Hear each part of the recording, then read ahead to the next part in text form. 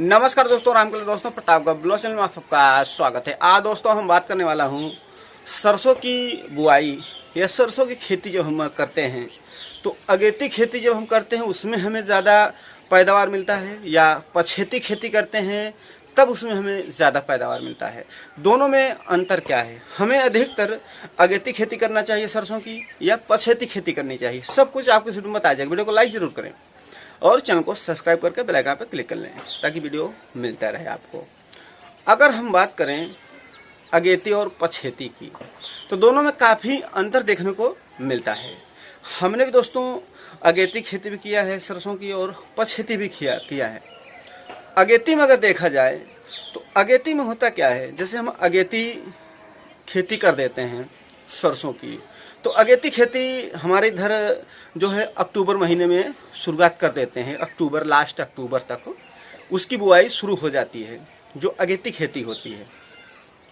और करने के बाद देखने को मिलता है कि इसमें ग्रोथ बढ़िया होता है, फलियां जो होती हैं अच्छी होती हैं, रोग लगने का जो है थोड़ा संभावना कम रहता है। और हम बात करें तो जो उनकी पैदावार है, पैदावार में ज़्यादा होता है। कई कारण होते हैं, जैसे कि अभी सीजन की हम जैसे बात करें अक्टूबर महीने में बुआई कर दिए हैं तो ये लगभग सरसों यही जाकर के दिसंबर के लास्ट तक इसमें फलियां लग जाती हैं। आप देख पा रहे होंगे कि इसमें फलियां लग चुकी है। अक्टूबर में बुआई किया गया था, अभी जो है ये जनवरी चल रहा है और फलियां अच्छी तरह से लग गई है। और ये पकने का समय होता है, ये बहुत होगा लास्ट फरवरी या मार्च तक ये पक जाएगा।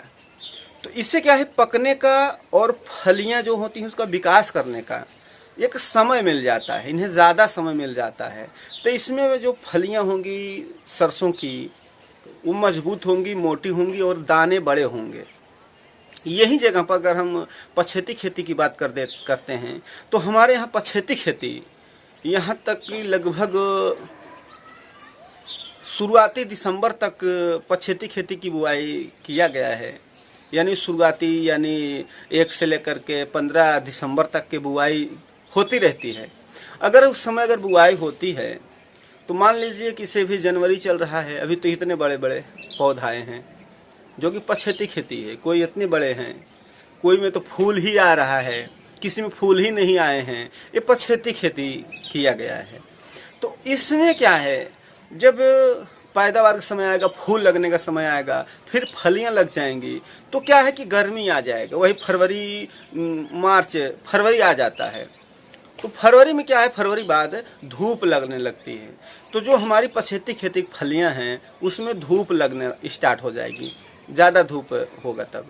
तो धूप लगने के कारण वो फलियां फिर क्या है, ज़्यादा विकसित नहीं होंगी, ज़्यादा विकास नहीं करेंगी, ज़्यादा ग्रोथ नहीं करेंगी और वो जल्दी ही उसमें दाने बनना स्टार्ट हो जाता है। जैसे कि उस पौध का ग्रोथ भी नहीं होगा, पौध छोटा रहेगा, तभी जो है फूल लगते लगते ही उसमें फलियां आ जाएंगी।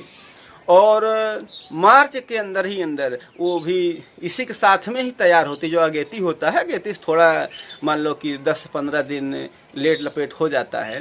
बाकी क्या है, इससे फिर समय कम मिलता है। तो जो कम समय में तैयार होगा, जो पछेती खेती उससे कम समय मिलेगा, तो आगे चल जा करके वही फरवरी मार्च में उसमें फलियां वगैरह लगना स्टार्ट हो जाती हैं। वही कटाई का समय आ जाता है तो वही 10 से 15 दिन के अंदर अंदर तो उसमें क्या है, कमज़ोर फलियां रहेंगी, दाने कमज़ोर रहेंगे, तो उसमें कम पैदावार है। तो यही सीधा सीधा कहना चाहता हूँ हम कि अगेती सरसों खेती करते हैं तो उसमें ज़्यादा पैदावार मिलेगा और पछेती खेती अगर करते हैं सरसों को उसमें कम पैदावार मिलेगा। तो दोस्तों मैं उम्मीद है कि आपको समझ में आ गया होगा। थैंक दोस्तों वीडियो वॉच करने के लिए।